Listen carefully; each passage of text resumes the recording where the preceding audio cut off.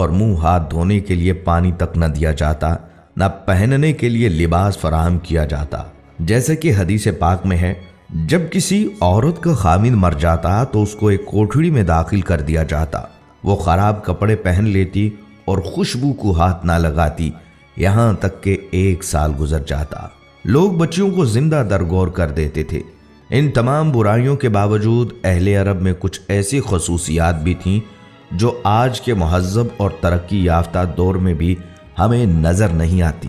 مثلاً ایفائے عہد، حجاز کا عرب نہ کسی کا محکوم تھا اور نہ ہوس ملک گیری رکھتا تھا۔ شروع سے لے کر اس وقت تک کسی غیر نے ان پر حکومت نہیں کی۔ اہل عرب کی مہمان نوازی اپنے اور بیگانوں کے لیے عام تھی، لیکن ان سب خوبیوں کو ان کی بدکرداری، ظلم و عیاشی نے اپنے ناپاک دامن میں چھپا رکھا تھا، کیونکہ بے شمار برائیوں میں چند خوبیاں دب کر رہ جاتی ہیں۔ مزید یہ کہ ان کے نزدیک اچھائی اور برائی میں کوئی فرق نہ تھا، وہ ہر کام عادتاً کرتے تھے۔ یہی کیفیت ان کی مذہبی دنیا میں بھی تھی۔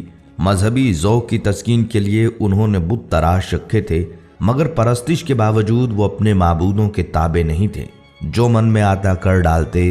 نسلی تفاخر اپنی آخری حدوں کو چھو رہا تھا۔ وہ ہر غیر عرب کو گونگا کہا کرتے تھے۔ الغرض انسانیت، آمریت اور شہنشاہیت کے ظلم کا شکار تھی۔ شرف انسانی کی ہر قدر پامال ہو چکی تھی۔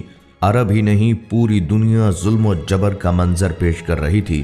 انسانی حقوق کا ہر تصور حکمرانوں کی انا کی گرد میں گم ہو چکا تھا۔ قبل از بعثت محمدی صلی اللہ علیہ وسلم روم اور ایران اپنے وقت کی عالمی طاقت کی حیثیت رکھتے تھے۔ اپنے وقت کی یہ سپر پاورز تہذیب نسل انسانی کے ارتقاء کی بجائے چھوٹے اور کمزور ممالک پر غلامی کی سیاہ رات مسلط کر کے ایک غیر فطری احساس برتری کے لا علاج مرض میں مبتلا تھیں۔ طبقاتی کشمکش تمام قباحتوں کے ساتھ ابن آدم کا مقدر بنی ہوئی تھی۔ سماجی برائیوں کا چنگل ذہن انسانی تک محیط ہو چکا تھا۔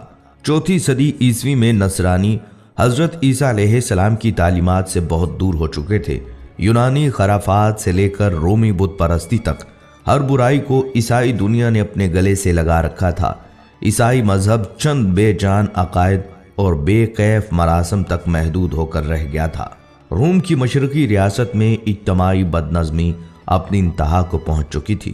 مجبور اور بے بس عوام کے صبر کا پیمانہ لبریز ہو چکا تھا اور بڑے پیمانے پر فسادات شروع ہو چکے تھے۔ ناظرین، اسلام ایک مکمل دین اور طریقہ زندگی ہے۔ اس کا پیش کردہ نظام فکر و عمل ہر دور کے